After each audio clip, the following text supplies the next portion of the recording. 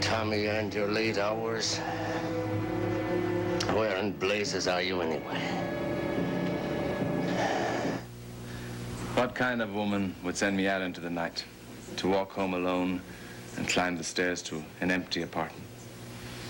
And so many stairs at that. Formidable stairs. And at the end of them, that cold and lonely place. You have no heat? Well, the furnace works, but there's no warmth. Ah. No light. No loving feelings. Oh, poor Tom. What kind of woman would do that anyway? A heartless woman? Mm-hmm. A cautious one. So cautious.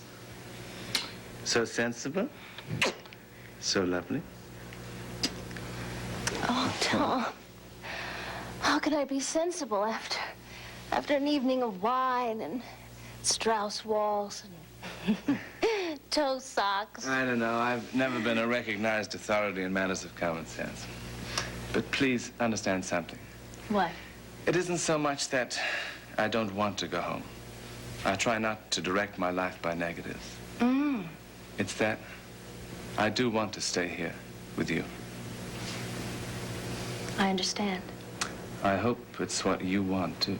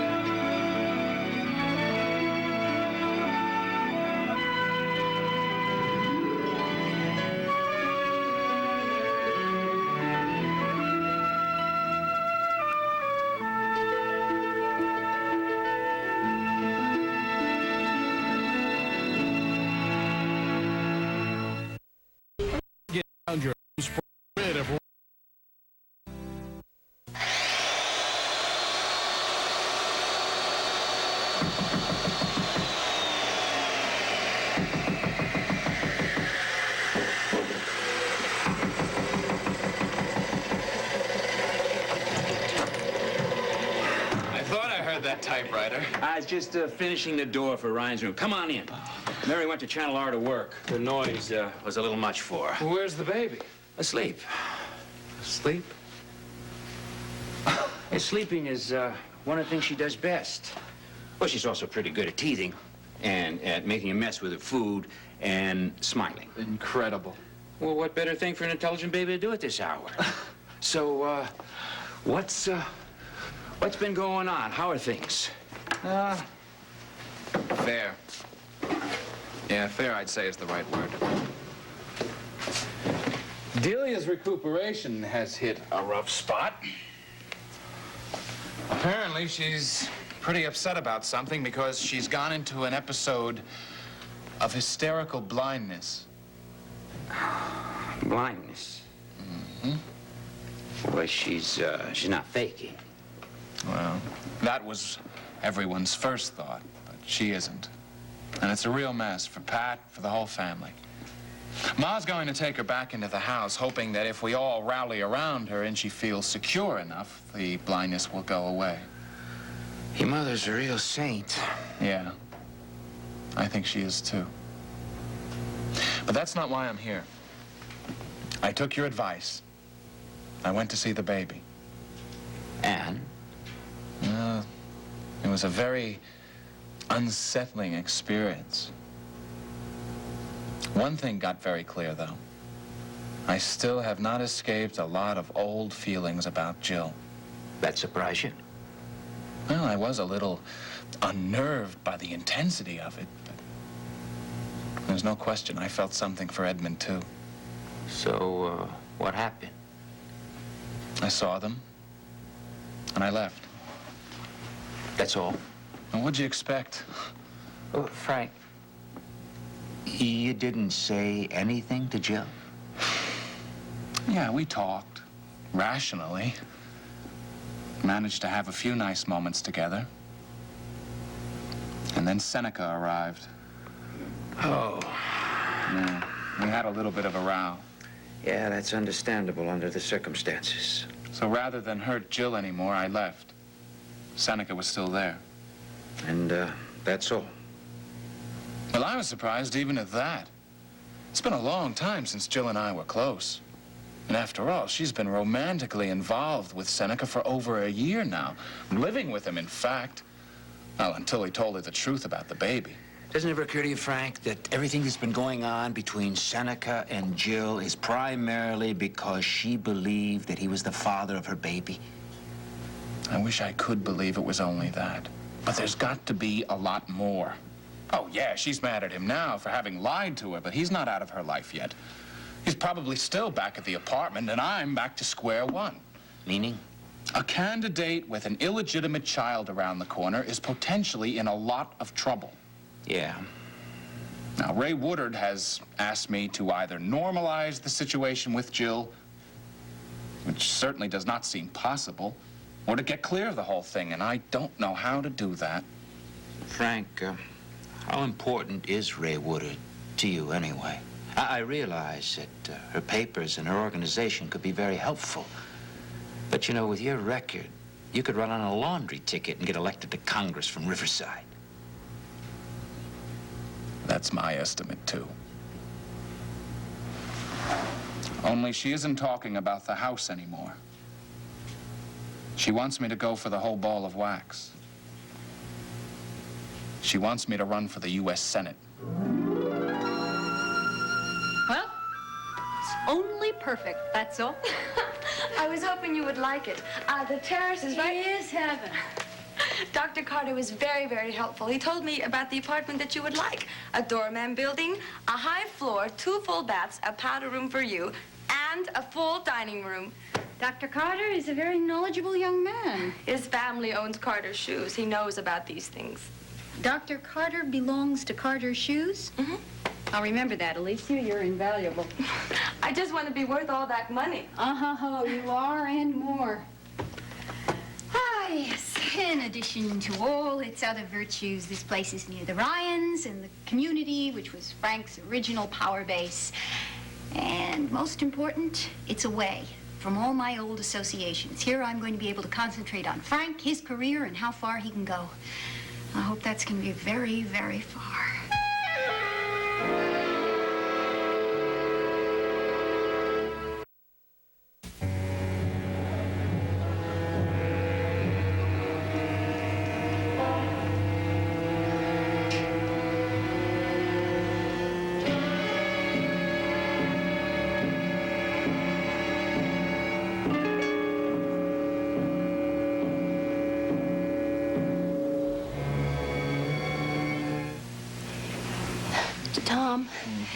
Tom, would you mind sitting down over there for a minute? Not at all.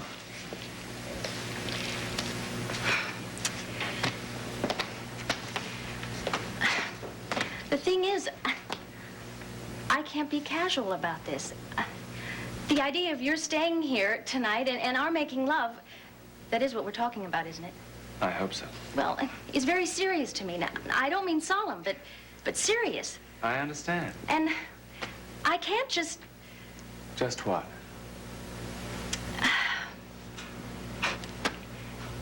You know, I realized I was about to say that I can't just do what I want to do.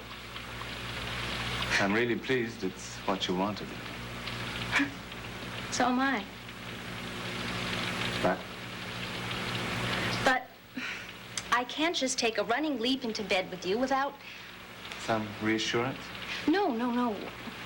Well, maybe yes. Maybe I do need to feel reassured that it isn't just casual for you either. What was that? Either someone's throwing pebbles at your kitchen window or else it's raining. Oh, it's rain and sleet. It's really awful out there. Surely a sign. Faith, in the interests of clarification, and because I think it's a good idea that we should understand where we are. Yes. May I ask you a question? Yes, of course. You're not in love with me, are you? No. But I like you so much. I can't wait to be with you. I think of you and I start to smile. I don't believe that I'm falling in love with you, Tom, you know, it's possible that it could be there, and I've just tried to talk myself out of it. Really? Yes. Do you remember when we first started going around together? You were in love with Mary, or delighted with her, fascinated by her, whatever. All those things. And I was just as obsessed with Pat in my own way as Dee is in hers. Determined to get over him, be out of love with him, thinking about him all the time. Yes. And I very consciously, I said to myself, and in fact I said it to Jill, that a romance under those circumstances between you and me could be a terrible idea. Both of us being on the rebound, as it were. Yes. But the circumstances have changed. One of us, at least, is no longer on the rebound. I can't presume to speak for you, Faith, but I'm at peace about Mary, and I'm very happy for her. I think you are. I can't honestly say that my involvement with Pat is gone. It may never be. But it's a whole lot better. In the sense of less painful? Yes. Good. Now the question remains, what are my feelings for you? I don't know what name to call them by, but Faith, there's nothing casual about any of them. I think about you most of the time. I'm happier when I'm with you than when I'm away from you. I feel as if we've been friends for such a long, long time. I trust you, even though you don't know all there is to know about me. Is that bothering you? No. I trust you to know.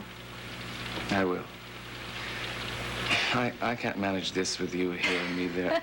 Faith, you're so lovely, so dear. I want you as close to me as you can be.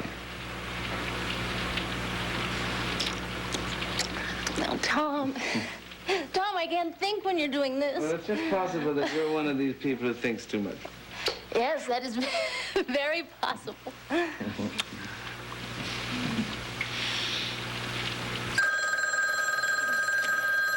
Is that really happening? Mm-hmm. Hello, Dr. Coleridge. When? Well, is there much fever? Did you do a blood count? Oh, all right. Tell the parents that they did exactly the right thing by bringing him in, and that we're on it and not to panic, and I'll be there as fast as I can, all right? Thank you. Oh, Tom, I'm so sorry. One of my kids came in with might be meningitis, and I've got to go. Of course you do. You got your boots on? Yes. Yeah, where's your umbrella? What's in the hole? Okay. Tom. Mm-hmm. I am sorry. I'm sorry for the kid and his parents. Oh, maybe it's something else. Tom, please, you do not have to go to the hospital with me. No, I don't have to, but I'm going to. Come on. Tom. Oh. Wait.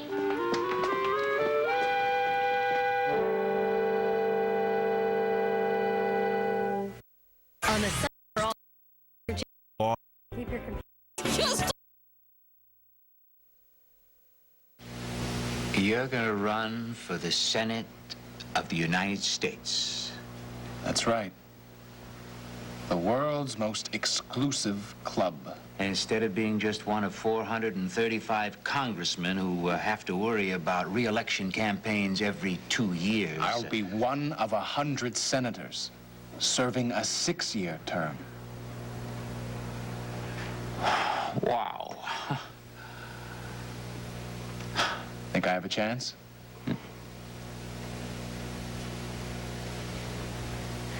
You know, I do. Yeah, this might be a good year for a young man in a primary. With your record and Ray Woodard's power base, yeah, you know, you might just bring it off. That is what I think. That's why this is one hell of an opportunity, and it's important not to kick it. You mean you gotta resolve the situation about the baby? That's right. Frank, how would you like to resolve it?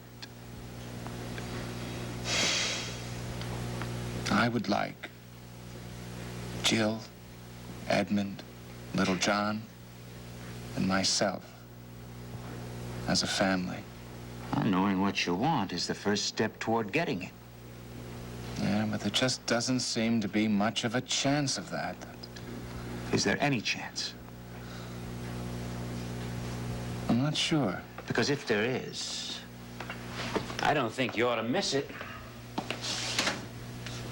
If you can resolve the difficulties that are keeping you and Jill apart, in my opinion, that would be the best thing for you and Jill and the baby and also for your political future. Yeah, but that was a very big if you threw in there, Jack.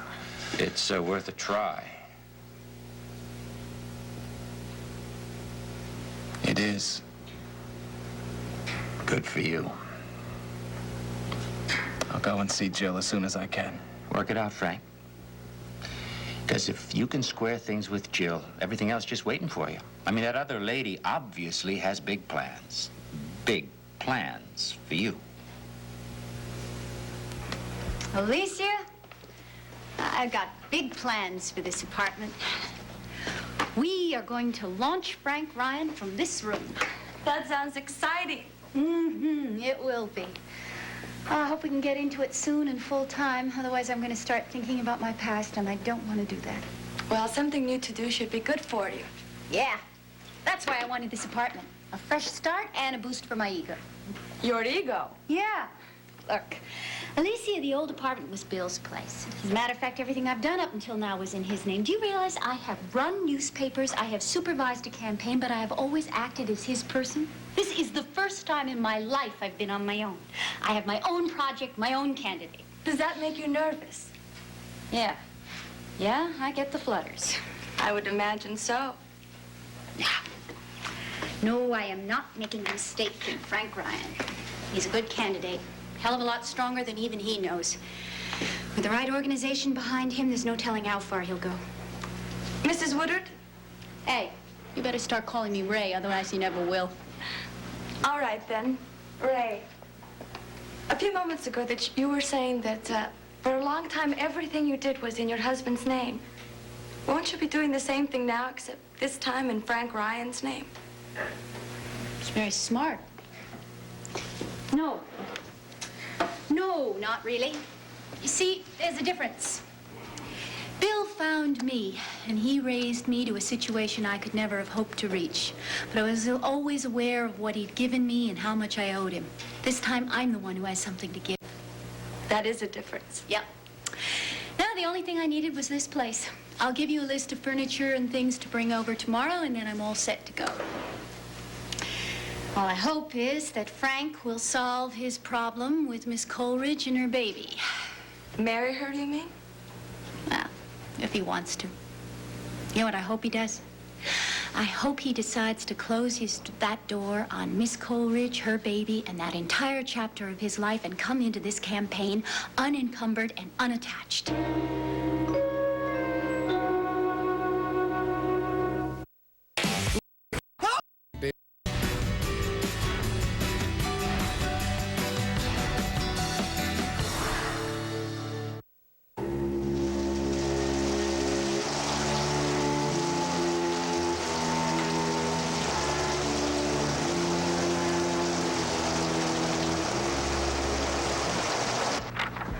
Hi. Hey, that didn't take long.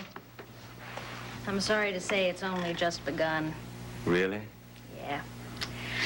I ordered a spinal tap and x-rays and a blood workup, and looks like I'll have to be here till 2 a.m. I'll wait. Oh, Tom! Unless you'd prefer not. I didn't mean it that way. Oh, good. I only meant that I'm not sure that I'll have this situation under control even then. And there's no point in your losing all that sleep. Well, I won't. I'll stretch out over there, work on some press releases. Some of my finest inspiration comes when I put my feet up on that friendly old couch, close my eyes. Tom, seriously. It's crazy for both of us to spend half the night in this place. When are you officially on duty again? 8 a.m. Then I start my 32-hour stretch. So if you're not finishing till 2, you'll need to get some sleep. Afraid so. In which case, what you say is true. I suppose I should go. Tom, I am sorry about the interruption tonight. I am, too. Sorry about the minute. Well, we can start all over again after my next tour of duty, okay?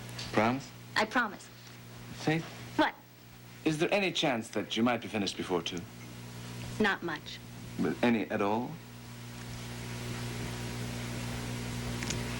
Well, if the lab works quickly, and there's no mix-up in x-rays, and it really isn't meningitis, maybe it could only be an hour. I'll wait. Oh, dear. All right? Yes. Splendid. This is blackmail. What is? Because I can't bear to see you look sad. Really? How was I looking sad now? I would like to practice that. That could be a very valuable thing to know. Tom, stop that. I gotta go. Bye. Wait. Tom, I gotta get out of here. All right. Come back as soon as you can. Yes, I will. Goodbye. Shall I call you if I can't get away? No, no point in waking me up. Okay. Are you sure you can sleep on that? Like a top?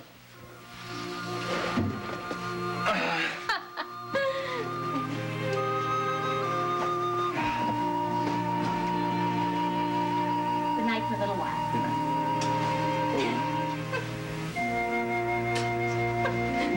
Good night. Good night.